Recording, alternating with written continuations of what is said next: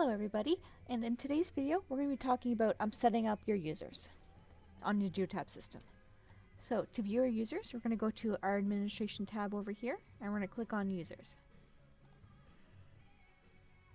Okay, and here are all the users that we currently have. So if you'd like to add a new one, we go up here and we click on add, and then we're going to fill out the relevant information. So the first thing is setting up the username. This is what they'll use to log in. Now it does say email there. We do highly recommend that you use an email. That way the user can receive alerts, reports, what have you. However, you don't have to use an email. It can be whatever you'd like. Employee name, employee ID, doesn't matter. First and last name, self-explanatory. It's the name of the employee you're setting up. Authentication type. So you're going to leave this as basic. You're never going to touch this. It doesn't matter who you're making. It could be the highest level admin or the lowest level driver. You're just going to leave it as basic. And force password change on next login.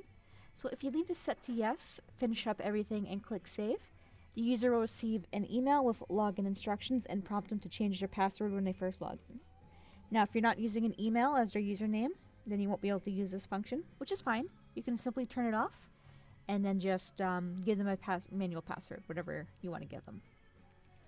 A security clearance. This is what you'll choose whether they're going to be an admin or not. So, you know, administration, what have you.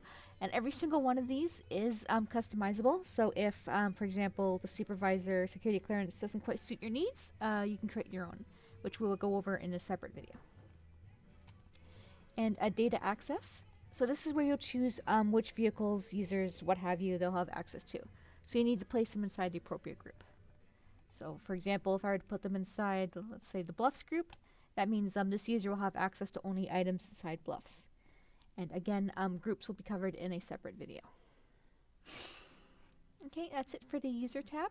Now over here under driver, if this person will be a driver, you simply have to click on yes. And if you wanted to, you could add the driver's license information here, but that's not necessary. Okay, and last thing we're going to cover here is the UI settings. So this is all aesthetics. You know, you can change which measurement system they use, how their date and time is displayed, which time zone they're in, etc. You can even change what page on the system is the first one to be pop up when they first log in. And this is all set by a user basis. So if user A has different preferences than user B, we can accommodate that. Okay, and of course when you're all done, so everything is set up, we can simply click save, and your user will then be all set up and ready to be used.